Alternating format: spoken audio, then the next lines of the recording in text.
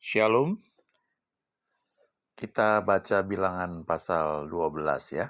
Ini cerita tentang pemberontakan Miriam dan Harun. Ya. Siapa itu Miriam dan Harun? Ini adalah kakak dari Musa. Ya. Kita bisa baca sebenarnya sejarahnya itu di kitab Keluaran. Waktu Musa dilahirkan, kemudian dia mesti dibuang ke Sungai Nil. Lalu karena orang tuanya merasa sayang, ya ditaruh di atas semacam kayak getek gitu ya. Lalu kakaknya mengawasi dari jauh. Nah, singkat cerita, Musa ini adik ya. Jadi Miriam dan Harun ini yang saudara-saudaranya. Saya bacakannya dari ayat 1 nih ya. Miriam serta Harun mengatai Musa berkenaan dengan perempuan Kus yang diambilnya. Sebab memang ia telah mengambil seorang perempuan Kus. Kata mereka, sungguhkah Tuhan berfirman dengan perantaran Musa saja? Bukankah dengan perantaran kita juga ia berfirman? Dan kedengaranlah hal itu kepada Tuhan. Nah, perhatikan ayat yang ketiga ini ya. Adapun Musa ialah seorang yang sangat lembut hatinya, lebih dari setiap manusia yang di atas muka bumi. Lalu berfirmanlah Tuhan dengan tiba-tiba kepada Musa, Harun, dan Miriam. Keluarlah kamu bertiga ke kemah pertemuan. Maka keluarlah mereka bertiga, lalu turunlah Tuhan dalam tiang awan, dan berdiri di pintu kemah itu, lalu memanggil Harun dan Miriam. Maka tampillah mereka keduanya, lalu berfirmanlah ia, dengarlah firmanku ini, jika di antara kamu ada seorang nabi, maka aku, Tuhan, menyatakan diriku kepadanya dalam penglihatan, aku berbicara dengan dia dalam mimpi. Ya. Bukan demikian hambaku Musa, seorang yang setia dalam segenap rumahku, berhadap-hadapan aku berbicara dengan dia, terus terang bukan dengan teka-teki, dan ia memandang rupa Tuhan. Mengapakah kamu tidak takut mengatai hambaku Musa? Nah ini ya, luar biasa ini. Sebab itu bangkitlah murka Tuhan terhadap mereka, lalu pergilah ia.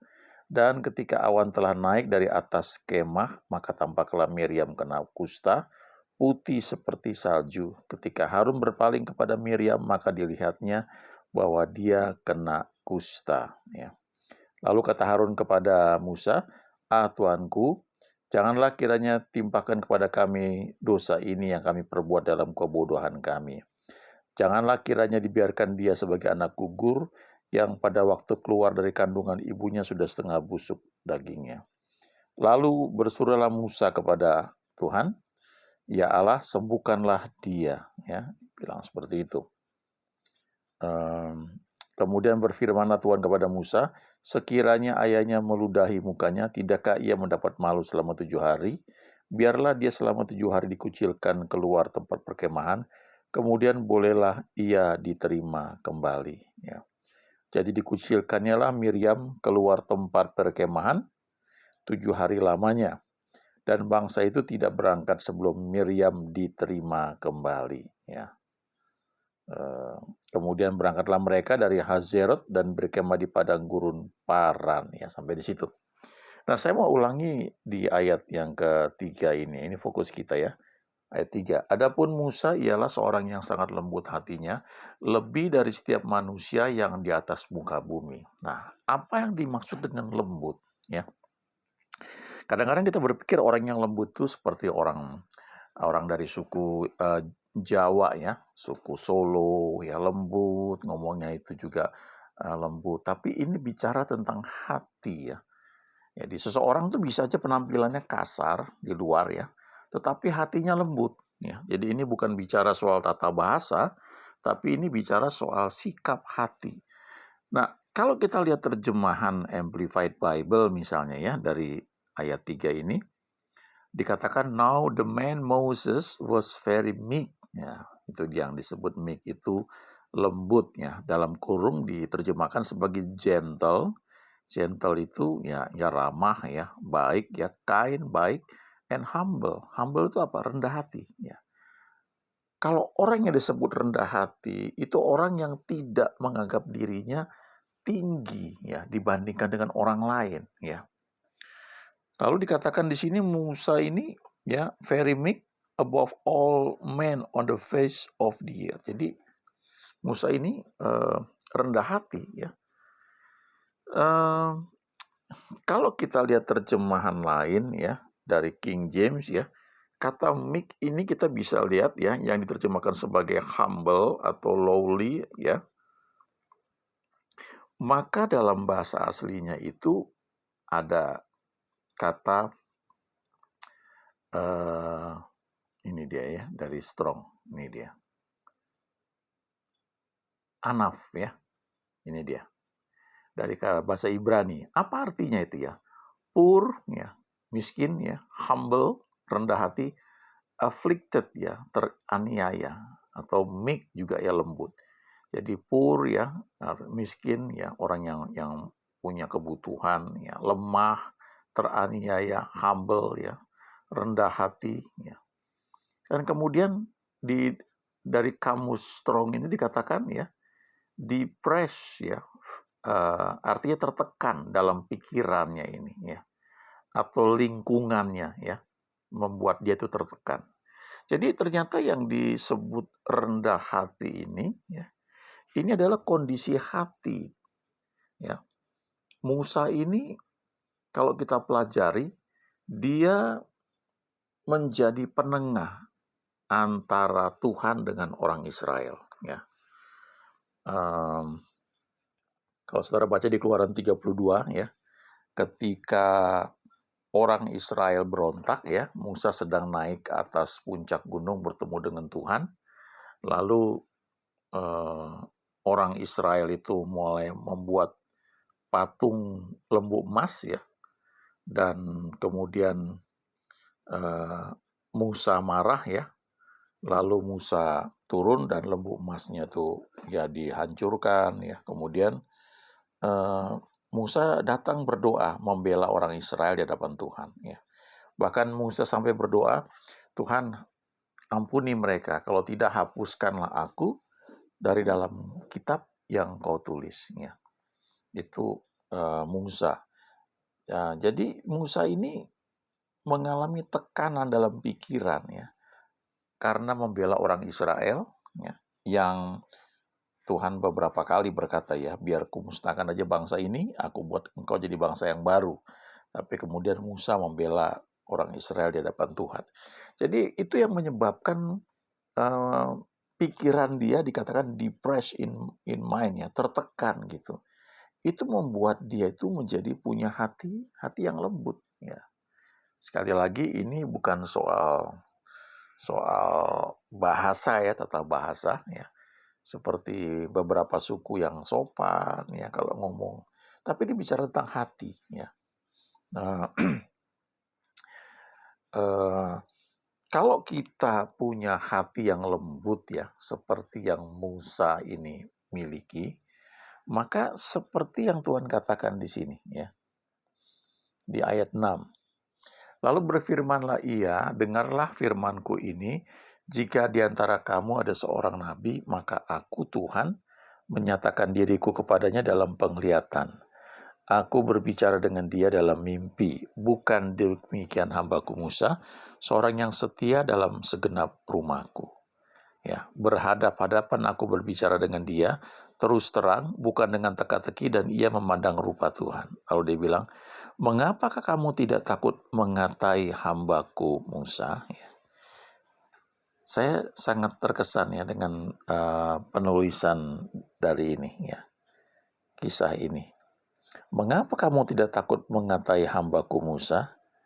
Dan kalau saudara baca di ayat 2, ya, ketika Miriam dan Harun ngomongin Musa, ya, gara-gara Musa mengambil perempuan Kus, ya, mereka bilang, emangnya cuma lewat Musa aja Tuhan berfirman?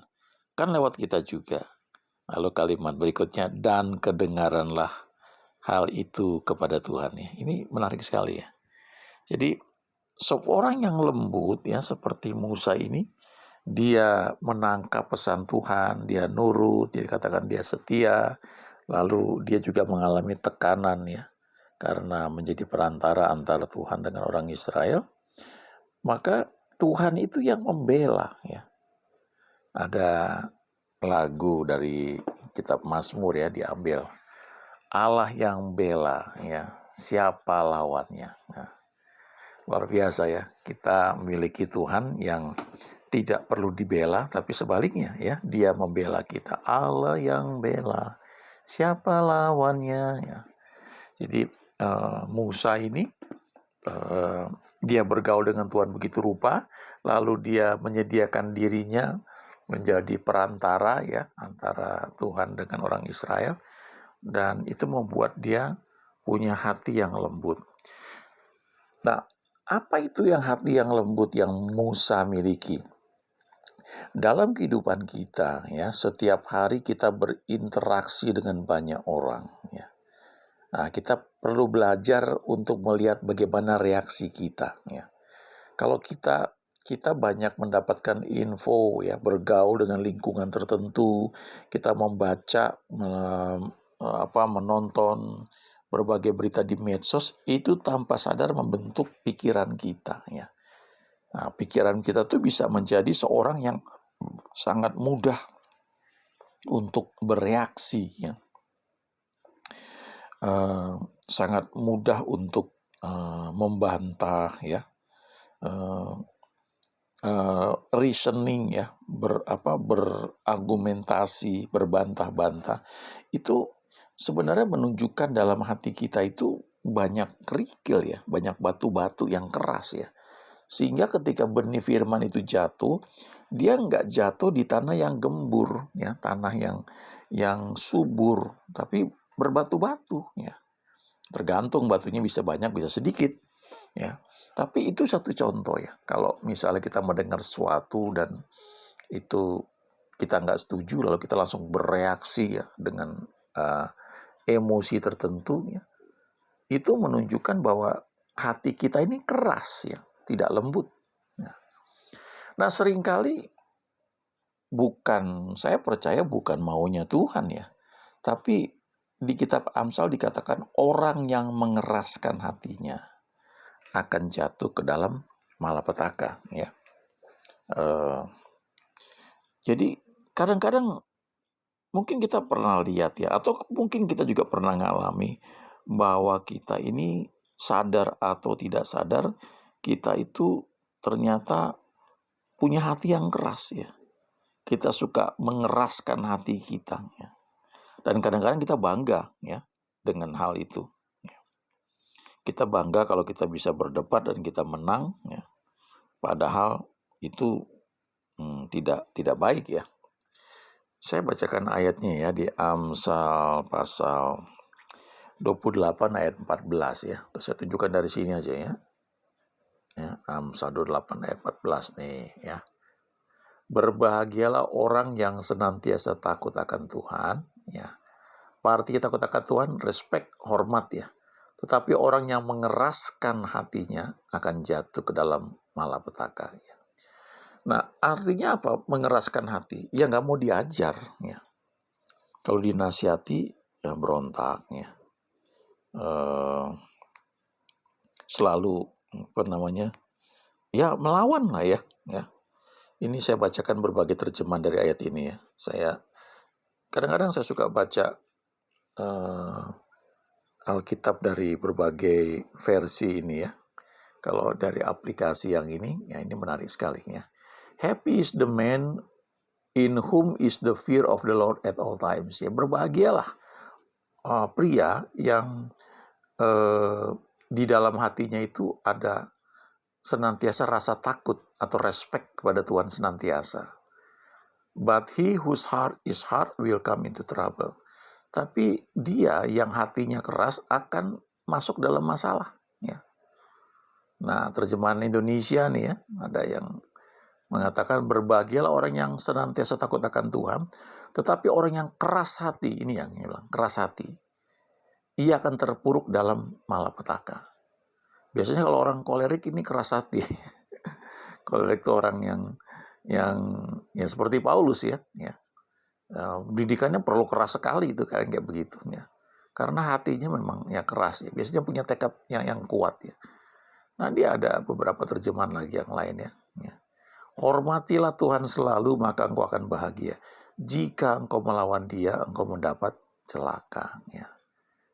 Nah, terjemahan macam-macam ya. Ini ya sama ya.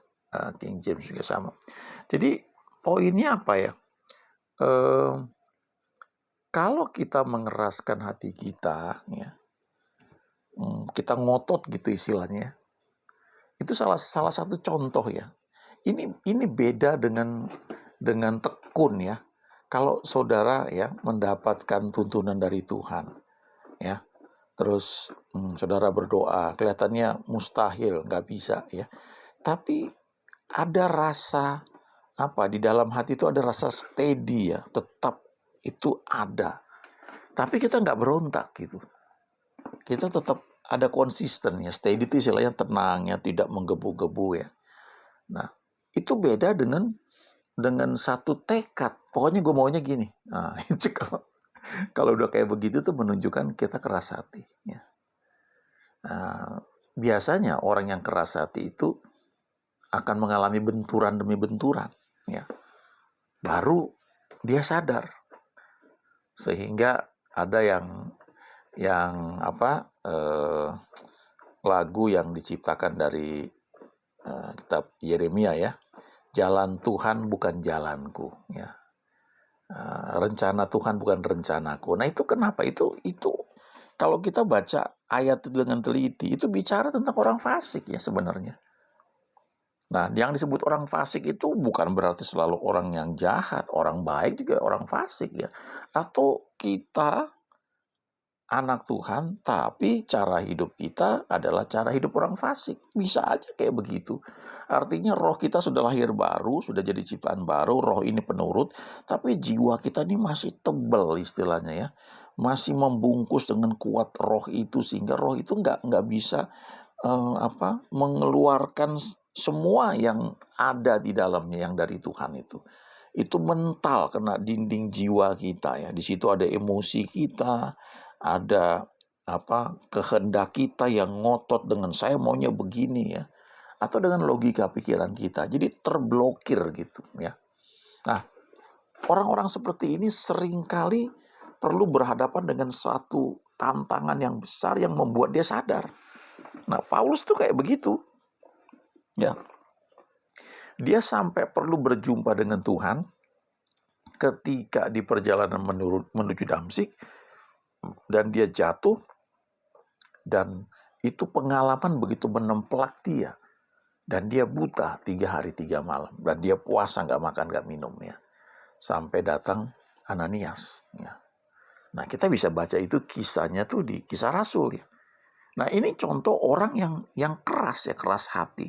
Tapi bukannya berarti Tuhan gak bisa pakai, justru setelah itu Tuhan bentuk dia ya. Ya, prosesnya memang bisa macam-macam. Coba lihat nih Kisah 9 ya. Saulus bertobat ya. Nih, lihat. Ini orang yang keras hati ini. Sementara itu berkobar-kobar hati Saulus untuk mengancam dan membunuh murid-murid Tuhan. Ya, ia menghadap imam besar dan meminta surat kuasa. Ini ciri-ciri orang yang bergerak dengan pikiran dia ya, dengan kemauan dia. Wah, ini ya, berkobar-kobar ya untuk mengancam membunuh murid-murid Tuhan ya. Nah, lalu akhirnya Tuhan menampakkan diri di sini ya. Dalam perjalanan ke Damsyik, nih di ayat 3 dikatakan ya. Tiba-tiba cahaya muncul gitu. Lalu rebah ke tanah. Lalu ada suara yang mengatakan, Saulus, Saulus, mengapa engkau menganiaya aku? Ya. Lalu kaget dia. Siapa engkau Tuhan? Akulah Yesus yang kau aniaya itu. Tapi bangunlah, pergilah ke dalam kota. Nanti di sana kamu akan diberitahu harus buat apa. Ayat 7, mereka termangu-mangu semua. Ya. Tapi kemudian Saulus bangun, berdiri, membuka matanya, dia nggak bisa lihat. Ya. Tapi kemudian dia dituntun masuk ke Damsyik. Ya. 3 hari lamanya ia tidak dapat melihat, dan 3 hari lamanya ia tidak dapat makan dan minum. Nah, kalau di perjanjian lama kita belajar dari Musa. Ya. Musa, orang yang lembut hatinya. Nah, di sini ada contoh yang menarik, ya. Ayat 10 ini. Di Damsyik ada seorang murid Tuhan bernama Ananias. Ya. Firman Tuhan kepadanya dalam satu penglihatan. Jadi dia sedang berdoa, lalu ada vision. Ananias, jawabnya, ini aku Tuhan. Nah, ini namanya orang yang murid ya, yang siap diutus ya, berkata, ini aku Tuhan. Lalu Tuhan bilang, pergilah ke jalan yang bernama jalan lurus ya, dan carilah di rumah Yudas seorang dari Tarsus yang bernama Saulus. Ia sekarang berdoa, ya. Terus dan dalam satu penglihatan ia melihat bahwa seorang yang bernama Ananias masuk ke dalam dan menumpangkan tangan ke atasnya supaya ia dapat melihat lagi, ya. Itu terus jawab Ananias, ya. Dia bilang apa sini? Tuhan, dari banyak orang telah kudengar, ya, tentang orang itu, betapa banyaknya kejahatan yang dilakukannya terhadap orang-orang kudus-Mu di Yerusalem, ya. Nah, ini Ananias pakai pemikirannya, ya. Ketika Tuhan bilang suruh pergi datang kepada Saulus, dia kasih tahu, ya, Tuhan, ini banyak hal yang aku dengar tentang dia. Tapi dikatakan lagi sini, dan ia datang di sini dengan kuasa penuh, ya, dari imam-imam kepala untuk menangkap semua orang yang memanggil namamu. Nah, tapi lihat ayat berikutnya, ini keren sekali ya. Tetapi firman Tuhan kepadanya, pergilah, sebab orang ini adalah alat pilihan bagiku untuk memberitakan namaku kepada bangsa-bangsa lain serta raja-raja dan orang-orang Israel. Aku sendiri akan menunjukkan kepadanya betapa banyak penderitaan yang harus ia tanggung oleh karena namaku. Nah, lalu ayat 17, lalu pergilah Ananias ke situ, ya, dan masuk, ya, ke rumah itu. Ia menumpangkan tangannya ke atas Saulus, katanya, Saulus saudaraku. Wow, ya, keren ya. Langsung dia panggil, Saulus my brother, ya. Saulus saudaraku, Tuhan Yesus yang telah menampakkan diri kepadamu, ya, di jalan yang engkau lalui, telah menyuruh aku kepadamu supaya engkau dapat melihat lagi dan penuh dengan Roh Kudus. Dan seketika itu juga seolah-olah selaput gugur dari matanya, sehingga ia dapat melihat lagi, ia bangun lalu dibaptis. Nah, ini contoh berikutnya orang yang hatinya tuh nggak keras, ya. Kalau Musa jelas disebut lembut, ya. Nah, begitu lembutnya sampai Tuhan tuh berbicara langsung, ya. Nah, ini Ananias memang mungkin nggak bisa dibandingkan, ya. Tapi kira-kira mirip lah, karena Tuhan ngomong sama dia dalam penglihatan, dan ketika Tuhan kasih tahu, dia sempat menyampaikan satu pendapat dia. Tuhan, ini orang bahaya ini, ya. Ini orang yang menganiaya jemaatmu, ya, umatmu. Jawab Ananias, Tuhan, dari banyak orang telah ku dengar tentang orang itu. Betapa banyaknya kejahatan yang dilakukannya terhadap orang-orang kudus-Mu di Yerusalem. Tapi saudara lihat ya, ketika dalam doa itu, ya, dalam penglihatan itu, dia dengar suara Tuhan dan Ananias bisa menjawab, ya, memberikan, ini namanya doa kayak begini ya, komunikasi. Dengar Tuhan ngomong, lalu menyampaikan. Dengar lagi Tuhan ngomong, menyampaikan. Terus seperti itu. Dan ia datang kemari dengan kuasa penuh dari imam-imam kepala untuk menangkap semua orang yang memanggil namamu. Tetapi firman Tuhan kepadanya, pergilah, sebab orang ini adalah alat pilihan bagiku untuk memberitakan namaku kepada bangsa-bangsa lain serta raja-raja dan orang-orang Israel. Jadi ketika Tuhan bilang, pergilah gitu. Langsung Ananias itu sudah nurut. Dia lebih percaya apa kata Tuhan dibanding apa kata otak dia, apa kata berita-berita yang dia dengar dari banyak orang. Nah, sekarang kalau kita aplikasikan ya, yang sekarang sedang terjadi, kita mengalami masa pandemi ini kan, ya. Banyak berita nih, waduh ya, kalau sudah kena gejala ini ya, itu udah tanda-tanda itu ya. Kamu perlu tes misalnya, lalu waduh jangan bersentuhan ke sana sini, dan itu kita mungkin waktu kita berdoa ya, bisa saja Tuhan memberikan kita satu perintah ya. Kamu kunjungi, doakan tumpang tangan misalnya gitu. Lalu kita protes, kita bilang, Tuhan ini situasi kayak begini, nggak mungkin lah ya. kita harus jaga jarak ya, kita harus prokes ya, memang harus dilakukan hal itu ya. Terus belum tentu saya ke sana nanti diterima ya di rumahnya itu ya. Kan semua orang ketakutan sekarang ya. Walaupun kita ngaku melayani Tuhan, kita khotbahkan tentang kuasa Tuhan, kita dengan berapi-api Allah kita maha kuasa. Tapi kita takut sebenarnya, kita dibelenggu dengan ketakutan. Nah, lalu ketika Tuhan bilang, jangan takut ya, pergilah. Ya, nah ini kita bisa nangkep gitu ya. Nah yang jadi masalah kan seberapa jauh kita akrab dengan Tuhan. Ya, kalau Tuhan itu begitu real buat kita, ya, bukannya kita mengabaikan loh ya, mengabaikan prokes dan sebagainya, tapi kita tahu ketika Tuhan bicara sama kita, kita berjalan dalam tuntunan Dia. Kalau saudara ingat kisah bagaimana Petrus jalan di atas air, itu di tengah badai loh. Di tengah badai luar, bukan lautnya lagi tenang, terus Petrus bilang, Tuhan suruh aku jalan di atas air mendapatkan engkau. Enggak kayak begitu. Itu gelap jam 3 pagi, lalu angin dihembus gitu ya, dan murid-murid mulai kewalahan, lalu mereka lihat ada orang jalan di atas air. Lalu mereka teriak, itu hantu, itu hantu. Lalu Tuhan bilang, tenang ini aku. Lalu Petrus bilang, Tuhan kalau itu engkau, suruh aku berjalan di atas air mendapatkan engkau. Lalu Tuhan bilang, ayo sini, datanglah. Nah, Petrus turun. Jadi Petrus itu mendengar apa kata Tuhan, dia pegang itu, kesadaran dia akan firman lebih kuat dibanding kesadaran dia akan adanya badai yang saat itu sedang terjadi. Ya. Laut yang bergelora.